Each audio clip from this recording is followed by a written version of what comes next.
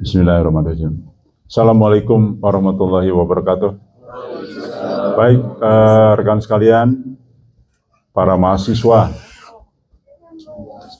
yang Allah muliakan, yang Allah hormati, yang Allah cintai.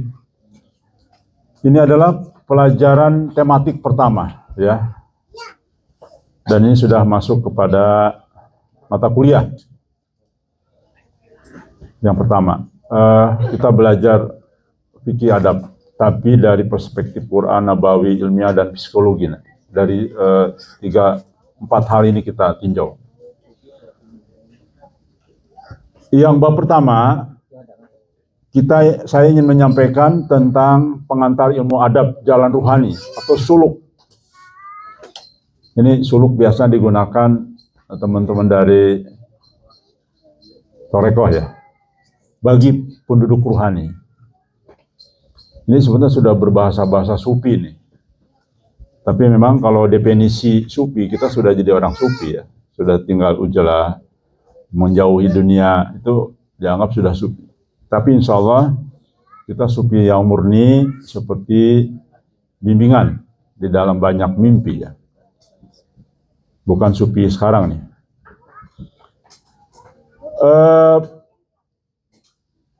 Dari bab 1 ini, poin pertama, kita akan bahas perjalanan ruhani.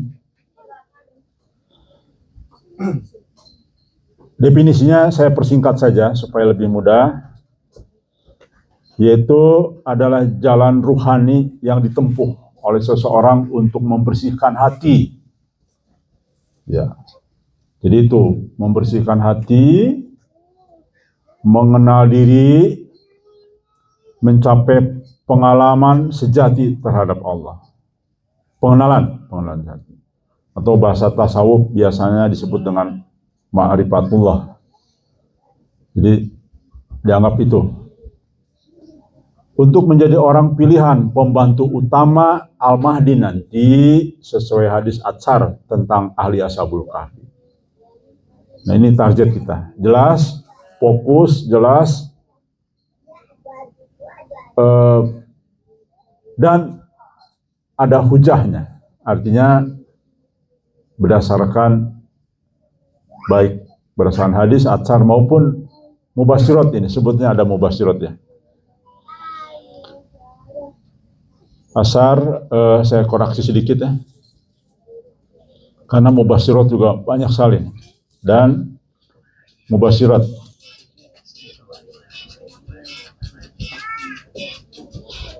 Nah, ini tentang Ashabul Kahfi, ahli Ashabul Kahfi.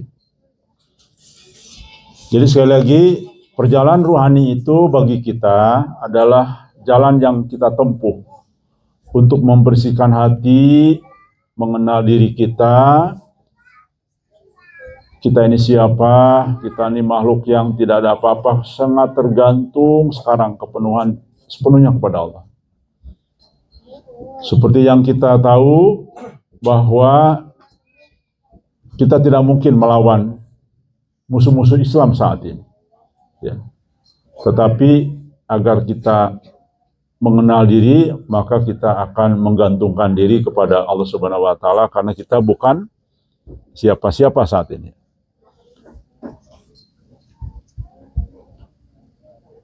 Jadi untuk apa?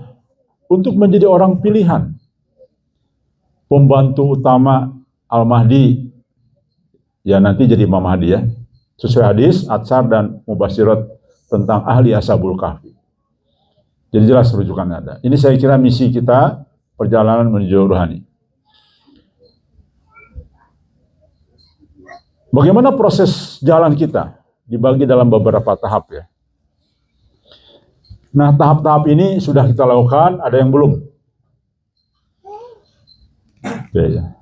Jadi bagaimanapun, sebelum kita menjadi ahli Ashabul Kahfi yang sesungguhnya, itu melalui proses panjang. Nanti ahli Ashabul Kahfi akan berdampingan dengan siapa saat membantu Al-Mahdi? dengan 3.000 malaikat. Nah, itu belum kita sampai ke situ. Kita harus perbaiki diri, kita harus tahap-tahap. Saya ternyata ketemu, alhamdulillah, hujah. Nanti pendalaman ya. Ternyata sebelum nanti kita disandingkan untuk membantu Al-Mahdi ya. Disandingkan dengan 3.000 malaikat itu harus mulai tahap-tahap. Pertama tahapnya apa? Ujilah dulu. Nah, sudah. Alhamdulillah kita sudah. Ya Allah, bersyukurlah. Teman-teman di sini bersyukurlah. Ternyata ini dulu harus ujilah dulu. Harus jauh dari syirik, harus jauh dari hiruk pikuk, harus jauh dari godaan dunia, harus jauh dari penglihatan maksiat, semua harus jauh. Jadi ujilah dulu modalnya. Kalau di kota susah. Zaman sekarang, aduh ampun. Saya sudah menghayati betul. Sulit sekali. Alhamdulillah kita sudah. Jadi kita bersyukur ya. Dan kepada teman-teman yang belum, kami semua di sini mendoakan agar teman-teman satu saat ada jalannya. Yang kedua, tobat. Nah ini, kalau ujilah belum tobat bersama. Dan Masya Allah kita sudah mulai tobatnya. Ditegur sama Allah langsung.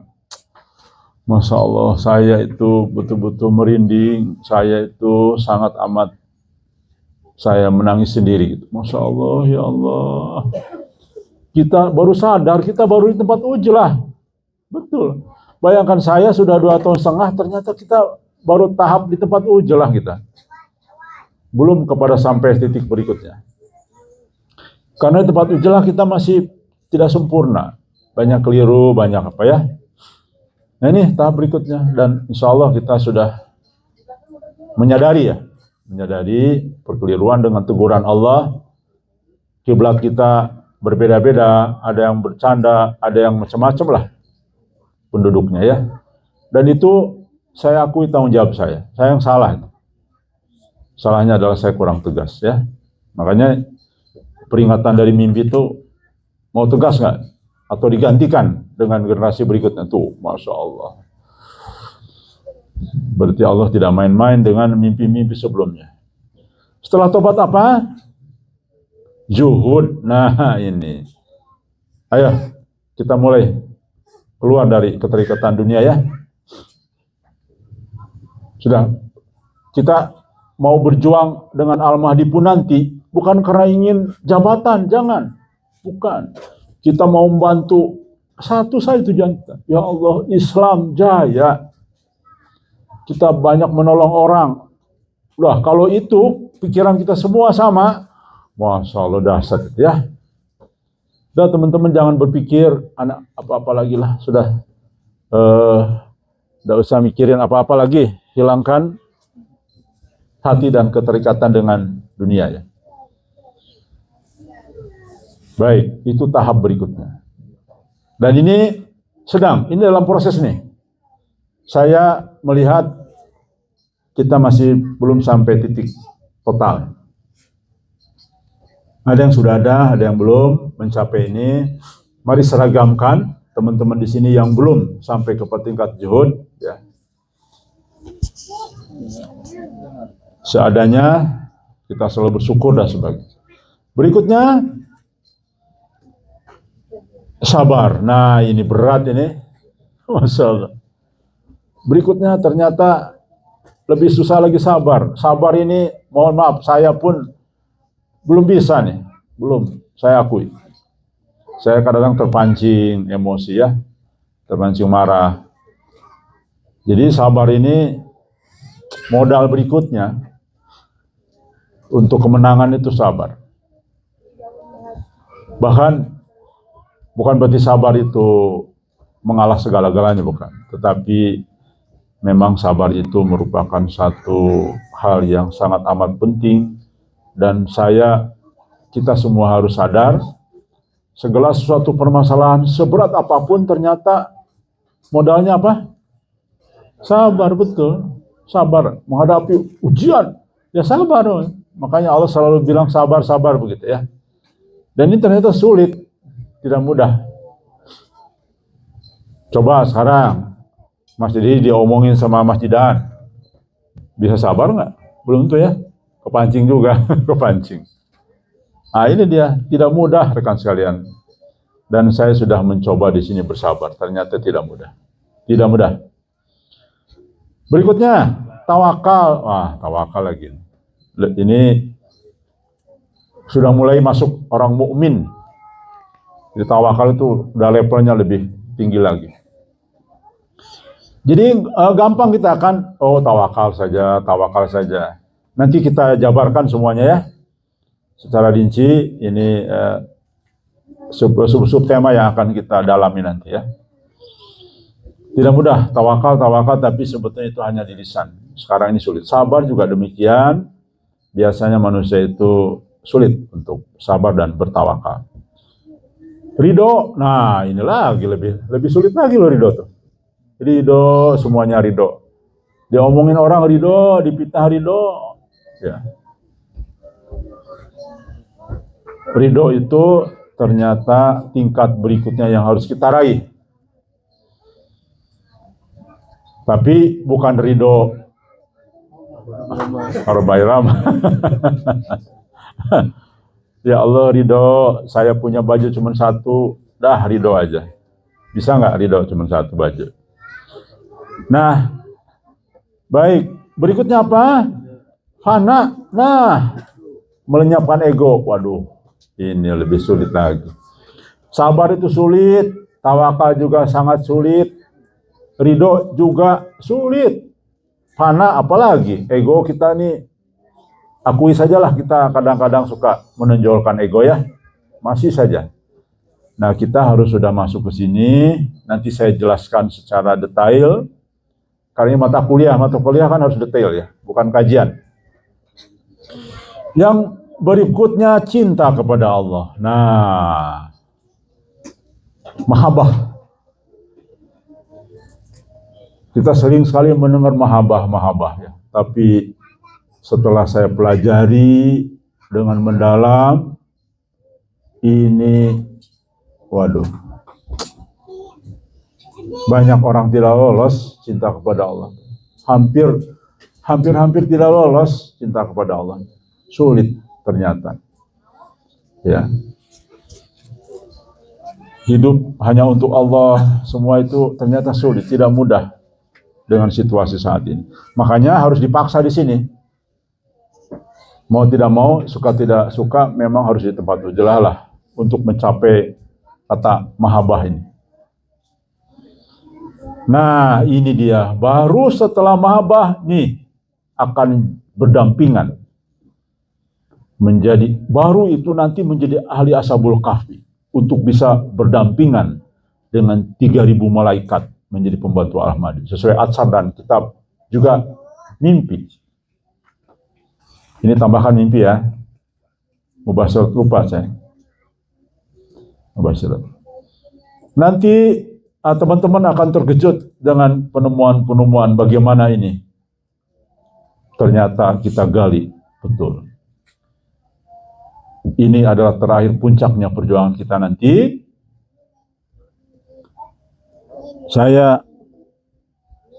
Allah buka terus nih ilmu kepada kita nih.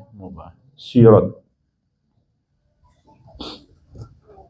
Masya Allah, saya merinding nih. Ini bab terakhir tuh. Masya Allah. Saya ketemu lagi banyak hal nih. Aduh, benar ya Allah.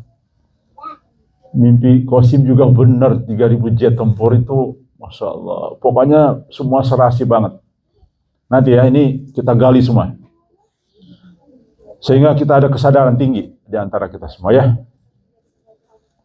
Rekan sekalian, kita baru tingkat apa nih? Baru tobat. Nah, udah, kita udah tobat lah. Sudah. Di apa namanya? Dinaikin. Ya kalau nilai 6 jadi 7 lah. Apa namanya? Bukan. Apa?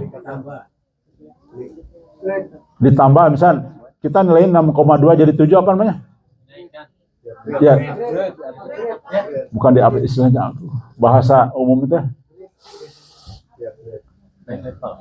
Bukan, aduh lupa saya. Udahlah. Oke, baru sini, kita belum sampai sini loh.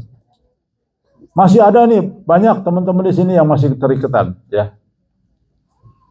Karena masih ada persoalan yang harus begini, hatinya masih kadang-kadang ya macam-macam lah ya manusia. Wajar. Jadi kita baru, ini pun baru kan? Baru ya, baru kemarin kan? Baru sadar, Masya Allah. Ya Allah, ternyata kita kiblatnya juga beda-beda. Ada yang ke kanan, ke kiri. Aduh, ditegur sama Allah nih. Baru tobat kemarin kita. Jadi selama ini Mas Dedi 4 tahun baru ujrah doang. Belum tobat, saya pun begitu. Mengaku saya, ya Allah, saya mengakui saya belum tobat. Ternyata keliru. Saya sebagai pemimpin juga keliru. Saya ditegur untuk lebih tegas ya dalam banyak hal. Oke. Nah, juhud, kita akan menuju kepada juhud ya. Benar-benar total terikat. Keluar. Kemudian sabar. Nah, jadi berapa tingkat lagi nih? 1, 2, 3, 4, 5, 6. Tuh 6 tingkat lagi. Baru kita terakhir, ternyata saya ketemu dalilnya banyak. Betul. Waduh, saya. Betul nggak janji Allah? Kalau kita sudah ujlah, ilmu terus dibuka. Jadi gabungan antara ayat, saya tuh ketemu ayat-ayat itu dari bimbingan mimpi juga. Ternyata, Masya Allah. Itu cara Allah. Makanya nanti para pembantu Al-Mahdi jadi ahli semua nanti. Dari situ, bukan tiba-tiba otaknya jadi cerdas. Bukan. Tapi ternyata dibimbing sama Allah langsung. Ya kayak kemarin. Kita tahu salah dari mana? Coba kalau nggak ditegur mimpi kemarin. Kita nggak tahu salah. Tapi di pandangan Allah, karena kita mau jadi orang-orang pilihan, kelasnya beda ternyata. Waduh, sadar kita. Ternyata kiblat kita masih ke kanan, ke kiri, kemana-mana ini. Hati kita masih belum bersih dan semua. Baik ya. Nanti kita kupas. Teman-teman akan kaget-kaget nanti semua ya. Baik. Ini kita baru menyampaikan sub-subbab ya. Oke. Lalu praktek menempuh jalan ruhani. Tadi kan nomor 2 itu proses ya, jalan ruhani. Prosesnya seperti itu nanti nih. Nah, sekarang kita praktek. Nah, ini sedang kita laksanakan hari ini. Baik. Ini pun nanti kita kupas satu persatu. Makanya kemarin alhamdulillah berarti jalan kita benar nih. Sebelum ada teguran dari Allah, kita komitmen bersama, tanda tangan bersama. Komitmen ya, untuk melalui proses ini semua. Padahal kan tanda tangan duluan itu. Teguran belakangan, berarti alhamdulillah kita dibimbing terus. Tanda tangan bersama siap untuk mengarungi kapal bersama-sama dalam kapal menuju kepada takdir ilahi ya. Oke, ini sedang. Nanti ini dibahas juga lebih jelas, oke ya. Bagaimana sedang kita laksanakan tuh harus bagaimana ada sebagainya. Loncat dulu. Selesai anggap ya. Jadi ada 3 ya. Pertama tadi apa? Perjalanan ruhani, yang kedua prosesnya, dan ketiga praktek. Nah, itu kita loncat dulu. Nanti pendalamannya kita perdalam. Rekan sekalian, masuk dulu kepada definisi penduduk supaya paham. Ini penduduk ruhani, apa sih penduduk ruhani ya? Penduduk ruhani adalah orang-orang yang telah memalingkan hatinya dari dunia dan nafsu. Nafsu dalam pengertian nafsu duniawi. Kalau hawa nafsu personal yang sifatnya fitrah itu harus ada terus ya. Itu fitrah. Tapi yang dikaitkan dengan nafsu dunia. Jadi harus memalingkan ini. Jadi nanti teman-teman yang sudah jadi penduduk rohani akan begini, memalingkan hati dari dunia dan nafsu. Jadi nanti semua itu di sini orang-orang yang ya semuanya ya orang kelihatan orang ikhlas semua. Nanti ada orang-orang yang tamu datang berkunjung tuh kelihatan banget kita orang ikhlas semua ya. Hatinya sudah tidak lagi berpikir apa-apa kecuali hanya untuk Allah segalanya. Berupaya mengisi hidup dengan zikir, tafakur, muhasabah, dan ibadah. Ini sedang kita lakukan, tapi kita perbaiki ya. Dan ada teguran bagi kita untuk memperbaiki diri.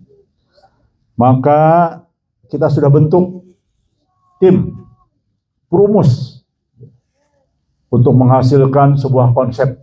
Dan ini menuju ya. Karena kita sudah tahu dari atsar, dari hadis, juga demikian dari beberapa tokoh agama, dan mimpi Muhammad Qasim sendiri, bahwa nanti tidak akan ada mazhab. Semua hapus. Yang ada adalah mazhab Al-Mahdi. Nah, kita mulai nyusunlah kerangkanya, mendekati. Dan ini hanya untuk kita dulu. Jadi bukan untuk keluar. Ini kita ingin mencoba mendekati cara zikir, tafakur, muhasabah, ibadah itu persis seperti yang baginda harapkan. Karena ini kan beda-beda nih, sholat itu beda-beda, zikir beda-beda. Nah, nanti alhamdulillah 5 orang tim perumus ini akan merumuskan supaya afdol. Jadi tidak beda-beda nanti ya. Sholat di sini sudah sholat yang sesuai dengan hadis, sesuai dengan arahan Allah langsung melalui mubasyirat ya. Mengucapkan salam seperti apa, istighfar seperti apa yang sesungguhnya, yang betul-betul contohnya langsung dari Nabi dan sebagainya. Baik. Nah, ini ya, penduduk rohani itu adalah yang ketiga. Mereka sudah ada di mereka sudah mencapai makom-makom rohani seperti zuhud, warok, sabar, syukur, dan tawakal. Seperti tadi di atas. Jadi, kalau kita semua sudah dianggap penduduk rohani ini, sudah 3 ini sudah lewat ini. Sudah dapat kita makom-makomnya ya. Baik. Sabar, syukur, tawakal, dan sebagainya. Jadi kalau teman-teman ada yang ngomong nyeletuk singkong melulu, itu belum tuh. Belum jadi penduduk rohani ya. Gitu. Waduh, ini buka puasa sekarang nggak pernah ada tajil nih. Itu bukan penduduk rohani. Ya, belum itu. Penduduk rohani mah nerima aja. Aduh, alhamdulillah masih ada air minum ya. Baik.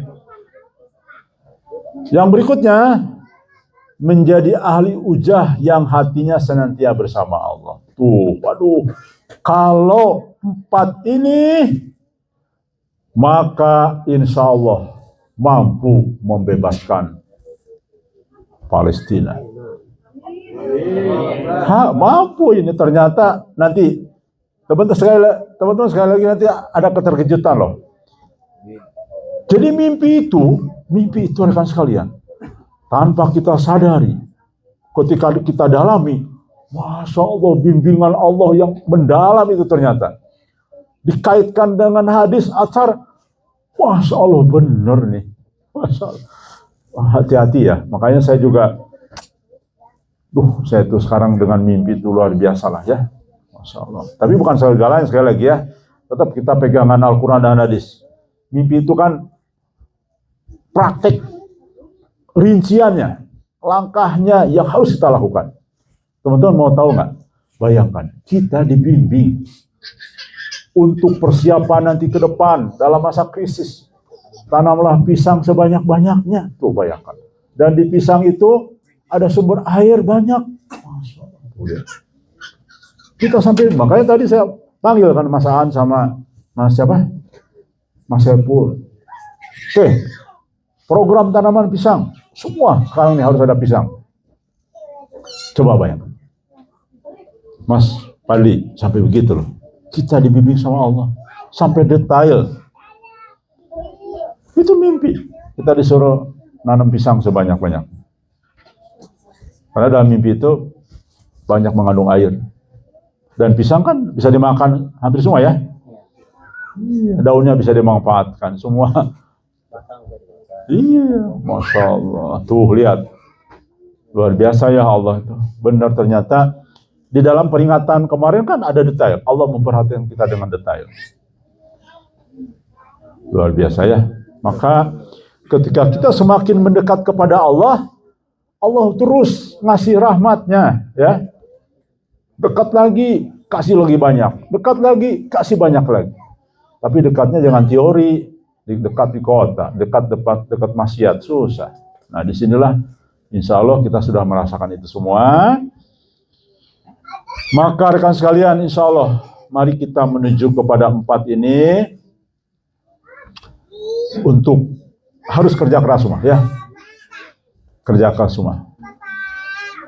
Kerja keras dan kerja keras. Semua, tidak ada jalan kecuali kerja keras. Baik, berikutnya landasan adab ruhani. Oke, tadi bab 1 apa? Pendahuluan, ya, definisi ini. Nanti ini penjabarannya pun luas, ya. Saya sudah siapkan tema-tema, ya, untuk memperdalam ini. Ini kerangka dulu, ya. Ini teman-teman baru kerangka, ya, supaya paham. Jadi guidance-nya paham, teman-teman terbimbing dengan guidance ini. Ini kerangka. Sekaligus resume lah. Landasan adab. Ini dalam surat Quran Al-A'raf ayat 205. Dan sebutlah nama Tuhanmu dalam hatimu dengan rendah hati dan rasa takut, tuh. Dengan tidak mengeraskan suara pada waktu pagi maupun petang. Coba rekan sekalian, apa yang ini nih susah sekali nih. Ini kita tuh susah, ya. Kemarin kita lalai nih. Sholat tapi tidak rendah hati, sholat tapi tidak rasa takut. Ya.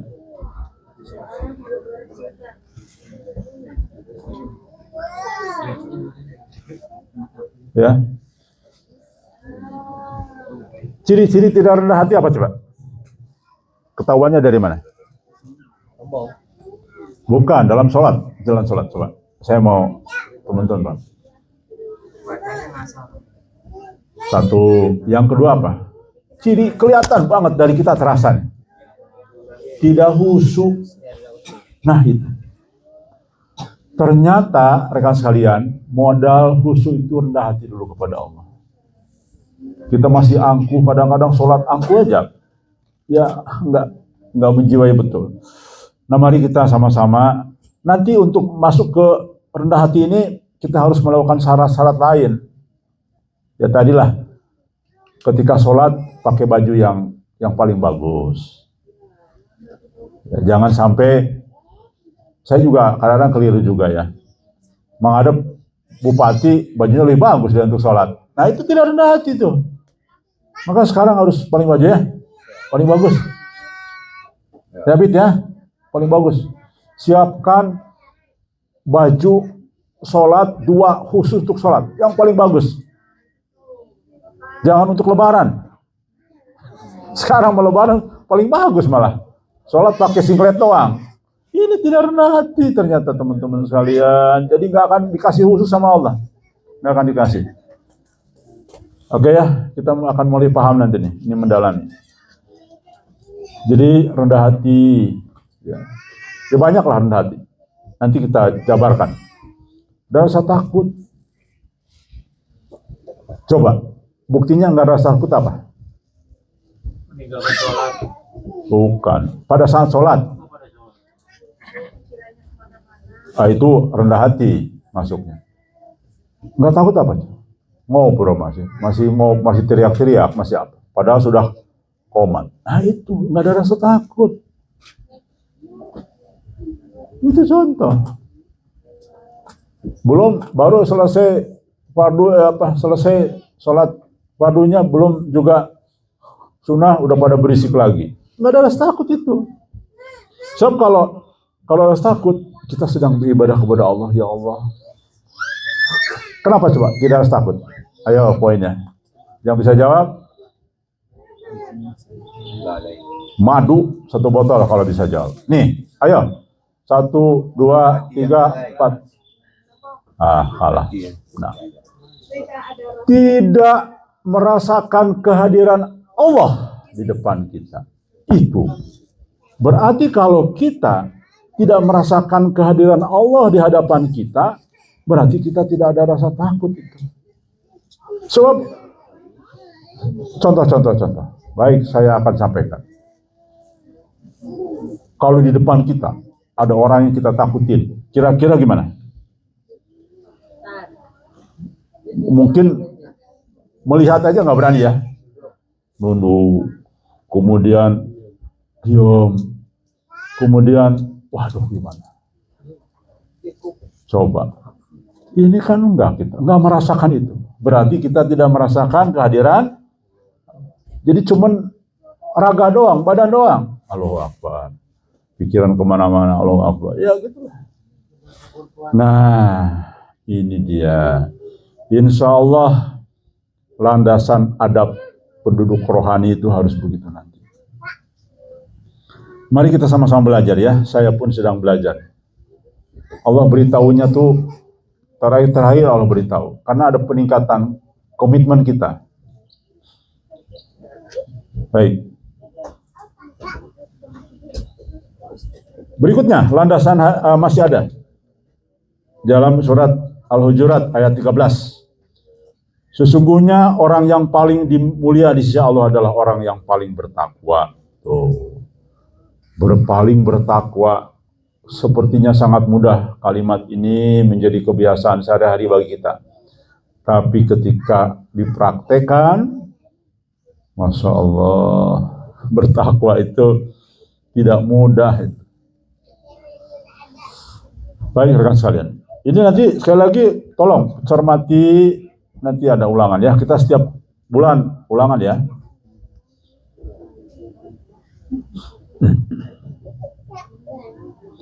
Nanti yang nilainya di bawah 6 suruh berdiri nih. Ya, seharian. Berarti tidak cermat ya, melalaikan. Jadi kalau ujian kemudian nilainya 6, dijemur. Baik, ini Al-Hujurat ayat 13. Jadi orang yang paling mulia, paling mulia adalah bertakwa, orang yang paling bertakwa. Jadi nggak usah dengerin orang lain.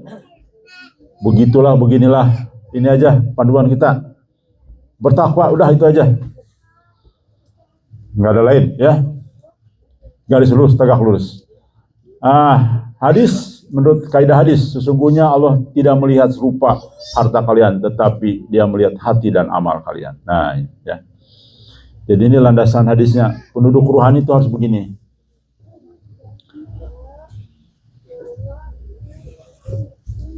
Ini hadis riwayat Muslim.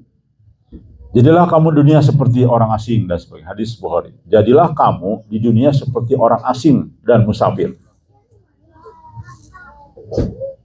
Biarkan penduduk dunia untuk siapa? Untuk siapa penduduk dunia? Nah, betul. Bagi mereka surga. Nah, itu. Biarkan mereka mewah, main ke sini pakai mobil mewah, lihat seliweran, biarkan saja. Kenapa? Karena bagi kita ini asing. Kita mengenal hanya di mana? Di akhirat, di surga. Ini kayak orang asing ke kota. Loh, kok begini ya kota ini? Gitu. Ya. Asing semua bagi kita. Ini asing. Rumah saya di mana? Di surga. Ya, rumah kita di surga. Bukan di sini rumah kita. Saya nggak mau. Kang, tenanglah. Pokoknya kalau Kang Diki Imam Mahdinya pindah, ada 1 triliun hadiah bonus. Enggak, saya enggak. Pokoknya nggak mau pindah, harta saya nanti di surga, bukan di sini. Ya. Pokoknya dikasih rumah di Pondok Indah deh. Enggak, rumah saya di surga, bukan di sini. Begitu, bisa tidak? Bisa ya? Benar. Nanti kalau ada intelijen nyusup, tenang. Dikasih rumah bonus, ada pendamping orang Rusia, Tergoda nggak nih?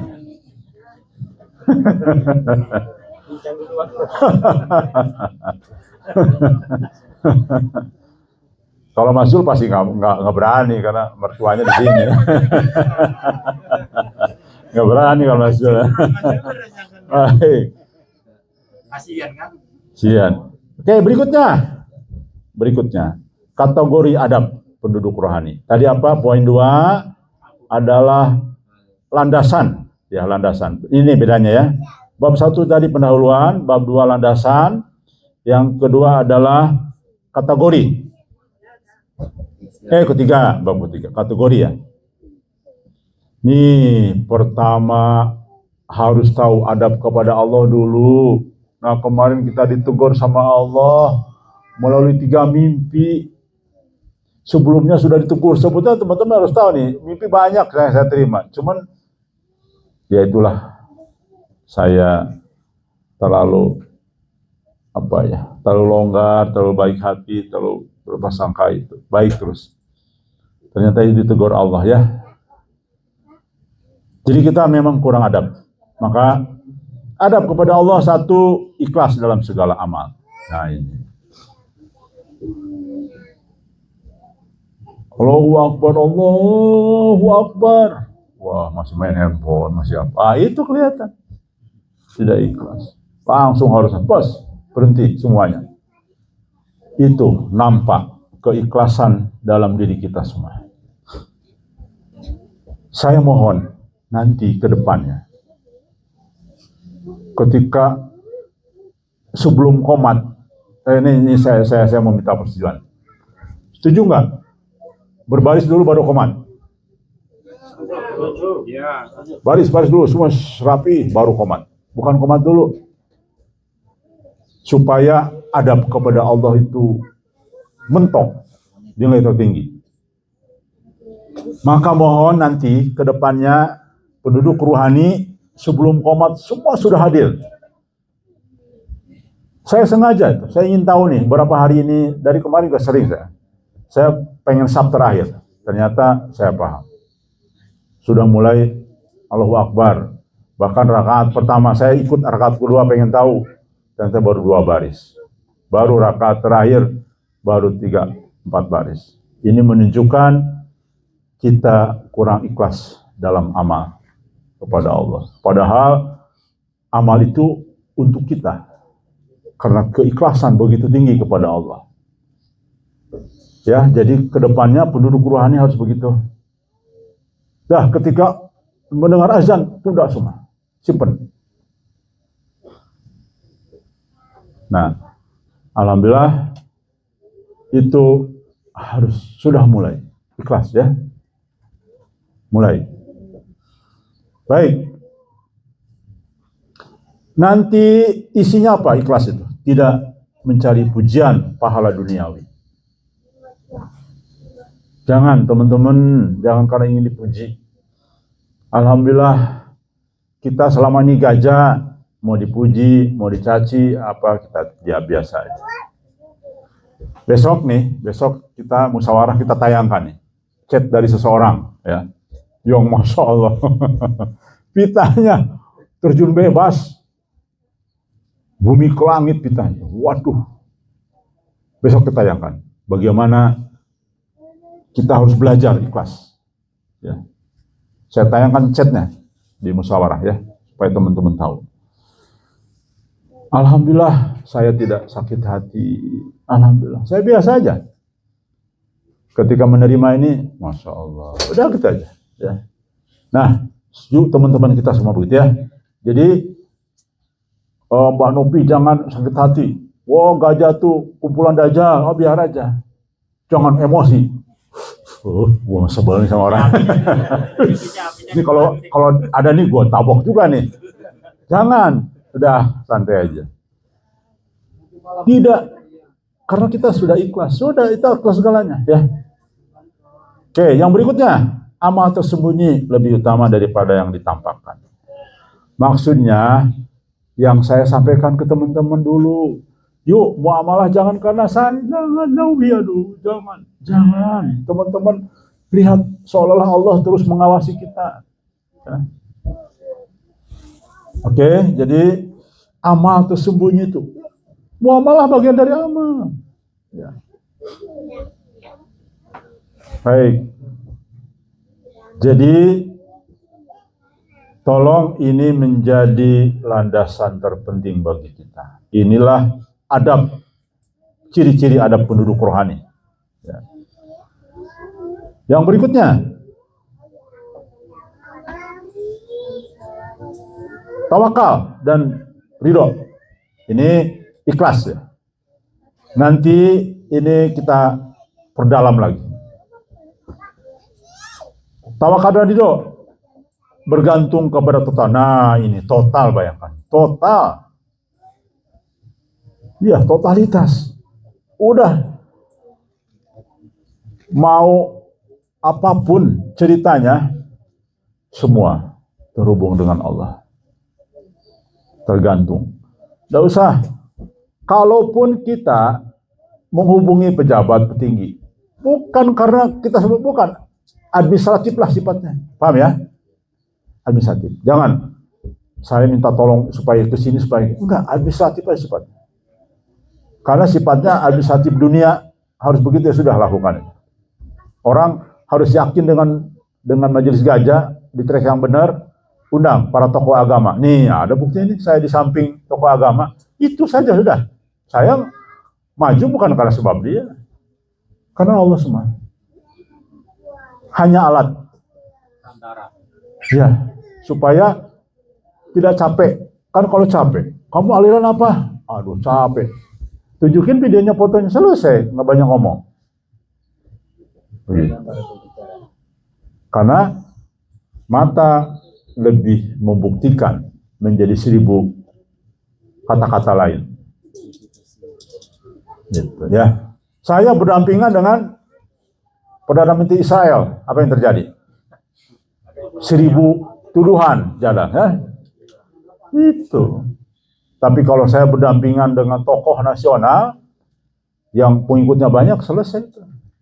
Jadi makanya kemarin itu bukan, itu hanya semacam media untuk kita ketika sekarang kita mau mulai gempur dakwah. Maka itu bagian alat. Makanya akan disertakan itu peristiwa itu. Dan itu clear nanti. Gampang, lebih mulus.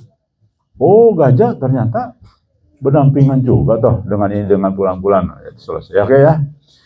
Semua tergantung karena Allah. Ridho terhadap ketetapannya tanpa keluh kesah. Nah ini tolong teman-teman. Ayo semua harus jadi penduduk Bukit Lebah. Jangan, sekali lagi, jangan keluh kesah. Dari kita nggak boleh ada lagi apapun. Terima ya. Mari semua sama-sama belajar. Ini ciri dari, ternyata ini ciri dari penduduk rohani ini. Rekan sekalian, di dalam mimpi ternyata banyak. Di dalam atsar, dalam kitab ulama ternyata banyak juga. Ada penduduk rohani nanti yang akan mendampingi Al-Mahdi. Nah, jelasan dalam mimpi juga begitu ternyata dari hasil takwilnya. Dan itu adanya di tempat Ujlah ternyata.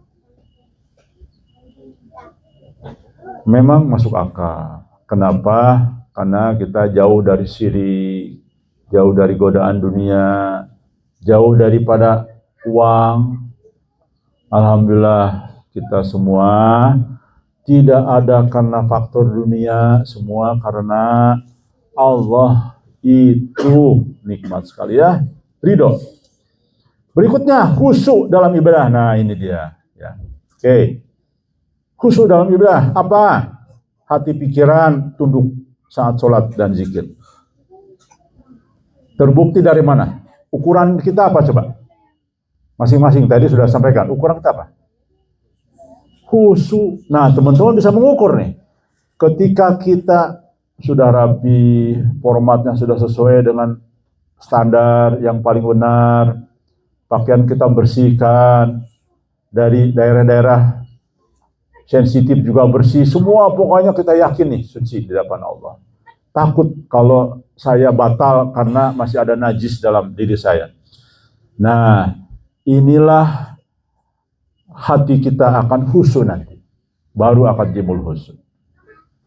Ya, karena khusyuk tidak memenuhi syarat yang lainnya, ya. Kesini terburu-buru karena kita lalai ngobrol sama istri dulu, padahal sudah azan dan sebagainya. Baik, tunduk saat sholat dan zikir. Ukurannya apa? Tanda tanya kepada dia. Tadi khusyuk nggak?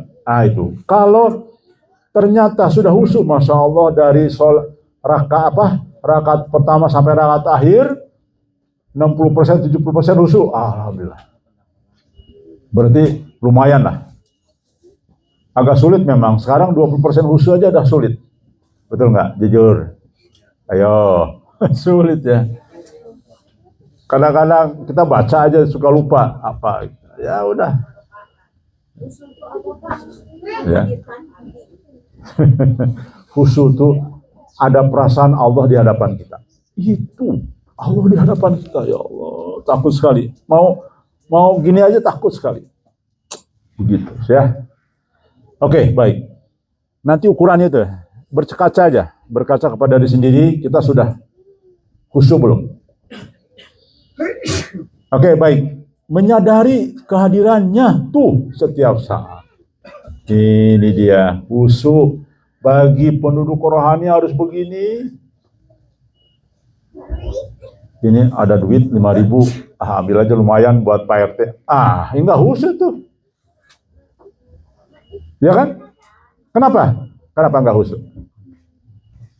Ngambil uang berarti apa itu? Dia tidak sadar apa? Nah, itu mama maksudnya ya. Maros ya. Jadi kalau ketemu uang 1.000 rupiah, taruh di sini ya. Jangan diambil. Aduh, alhamdulillah nih. Alhamdulillah lagi. Belum tentu uang orang, alhamdulillah. Di jalan raya kan. Ya. Jadi menyadari kehadiran setiap. Oke. Muamalah dari mulai jam 8 sampai jam 12 siap. Nah, di lapangan beda lagi. Nah, berarti tidak hadir, tidak khusyuk. Ya. Kata-katanya siap. Prakteknya jam 10 baru mulai. Jam 11 belum selesai, udah selesai. Itu tidak khusyuk ya. Siap, Mas Lili Jarot ya, khusyuk ya.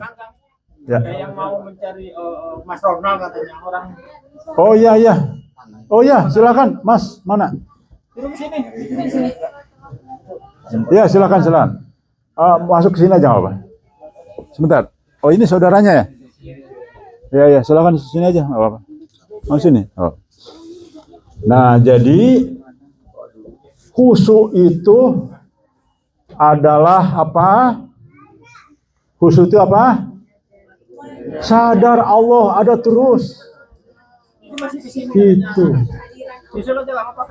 Di dapur ada Allah di sini ngawasi saya. Akhirnya Allah semangat sekali.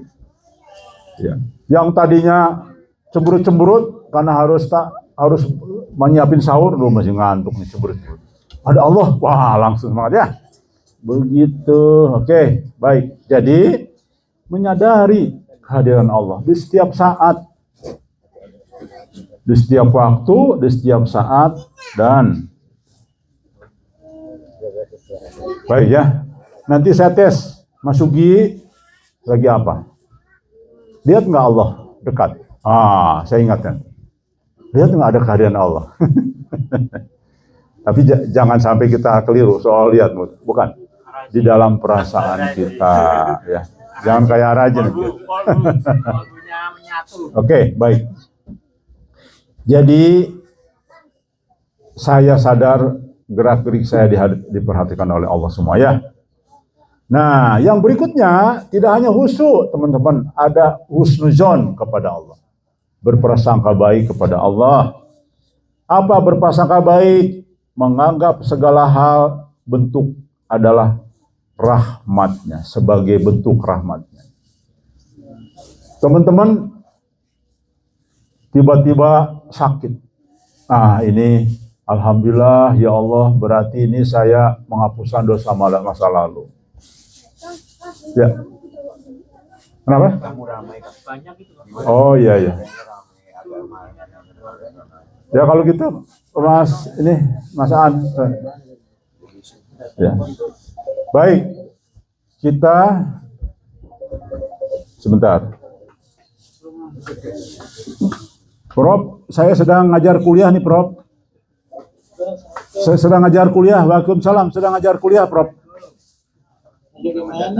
Kuliah di sini, di Bukit Lebah. Belum tahu. Ya, sekarang kan jam asar ada kuliah di sini, Prof. Ya, ya. Ya dah. Nanti ngajar sekali ngajar, Prof ya. Baik, baik. Ya, terima kasih, Prof. Jadi kembali apa tadi? Husnudzon kepada Allah. Husnudzon kepada Allah. Husnudzon apa artinya? Berprasangka baik kepada Allah. Ya. Pertama, menganggap segala hal sebagai bentuk rahmatnya. Apapun takdir kita, keadaan kita, ini rahmat Allah. Ya, itu namanya husnudzon. Tidak suudzon dalam takdir dan musibah. Nah, kalau teman-teman nanti keseleo di jalan, teman-teman kena sakit, semua husnudzon kepada Allah. Ya Allah, ini adalah bagian dari pembersihan dosa kita. Itu cara berhusnudzon. Ya. Tidak suudzon kepada takdir dan musibah. Yang berikutnya, adab terhadap diri sendiri. Jadi yang pertama tadi apa? Adab kepada Allah. Yang kedua adab kepada diri sendiri. Ya. Baik.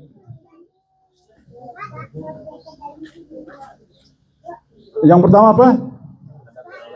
Tazkiyatun nafs. Pembersihan jiwa. Mari kita kalau mau mendapatkan nilai ini, maka bermujahadah melawan hawa nafsu. Kita harus mencapai mujahadah melawan hawa nafsu sendiri, ya. Jadi mungkin emosional berlebihan, kita rem. Keinginan-keinginan yang tidak perlu kita rem. Ini mujahadah melawan hawa nafsu. Jadi tazkiyatun nafs, bagian dari. Yang kedua apa? Menjaga kebersihan lahir dan batin. Lahir ya tadi, kalau mau sholat kita harus yang paling terbaik, harus bersih. Nanti lama-lama ya rekan sekalian, supaya kita ini semakin dicintai Allah, kalau bisa sebelum sholat dari kita bekerja keras, kita mandi dulu semua. Mandi dulu itu bagian dari proses kebersihan lahir. Jangan sampai masih keringat dan sebagainya sholat. Itu menjaga adab kepada diri sendiri dan batin, ya. Yang kedua, muhasabah, introspeksi kepada kita. Inilah adab kepada diri sendiri. Jadi kita harus sudah mulai berani introspeksi. Seperti kemarin kita ditegur oleh Allah, kita mengakui kesalahan kita. Ya Allah, kami salah, betul. Ternyata kita kurang adab kepada Allah. Mari kita bermuhasabah, introspeksi. Dan saya tidak membela diri. Saya mengatakan saya yang salah atas semua ini, dan mari kita perbaiki bersama-sama, ya. Nah ini, mengevaluasi sub-subnya nanti, mengevaluasi amal, niat setiap hari. Bagaimana cara bentuk evaluasi amal setiap hari? Contoh yang paling ringan. Sebelum tidur kita membaca wudhu. Lalu pas bangun apa? Nah, itu bagian dari amal dan evaluasi amal. Ya Allah, saya takut ada dosa kemarin tertinggal, astagfirullah, astagfirullah, astagfirullah. Ya itu wujud daripada evaluasi amal. Ya, lalu alhamdulillah ya Allah, hari ini Engkau masih hidupkan dan kami siap berbakti lagi kepadamu. Itu bagian dari evaluasi, ya. Makanya sebelum tidur tolong pas bangun tidak lupa istighfar dulu. Karena siapa tahu kita lupa istighfar, bikin kesalahan jam 9 malam. Kan bisa ya? Kita sudah sholat minta ampun jam pada Isya, tiba-tiba jam 8 bikin dosa lagi. Pada saat kita mau tidur lupa istighfar, minta maaf. Nah, pada saat bangun kita evaluasi. Kemarin barangkali ada kesalahan, maka istighfar dulu ya. Baik teman-teman sekalian, tolong sekali lagi yang azan setelah itu ingatkan teman-teman ya. Saya minta ke muazin di sini mulailah rutin memberitahu mengingatkan. Ketika azan selesai, rekan sekalian, mari istighfar ya, dan syukurlah kepada Allah bahwa kita masih diberi kesempatan untuk beribadah. Tolong ya dibiasakan begitu, supaya yang baru bangun jadi ingat. Jangan sampai bangun langsung lihat handphone. Baik, yang berikutnya mengoreksi kesalahan dengan tobat. Nah ini istighfar. Tobat yang paling ringan apa? Istighfar. Seringan-ringannya tobat istighfar. Itu kan paling ringan. Istighfar. Makanya mari sama-sama supaya saling semakin mendalam kita ketika bangun pagi sebelum tahajud, tolong mulai dibiasakan mengucapkan kalimat istighfar dan hamdalah. Barangkali ada dosa sebelum tidur yang belum kita minta maaf, mengkoreksi tiap hari. Dan bersyukurlah. Pasti Allah Maha senang kalau kita bangun tidur, alhamdulillah ya Allah. Waduh, Allah pasti bahagia melihat kita setiap hari, ya. Bersyukur kepada Allah. Baik. Udah jam 5, saya kira sudah habis waktunya. Ya kan sekalian, sampai di sini dulu. Insya Allah kita sudah mulai masuk kepada mata kuliah tematik. Tadi baru kerangka-kerangka ya, dan nanti kita siapkan akan memperdalam dalam kerangka tadi. Kita baru sampai dengan bab muhasabah atau introspeksi. Baik, saya kira demikian kuliah kita sore ini. Mudah-mudahan kita selalu ada dalam lindungan Allah Subhanahu wa taala. Terima kasih. Wassalamualaikum warahmatullahi wabarakatuh. Silakan mulai bahasa Inggris.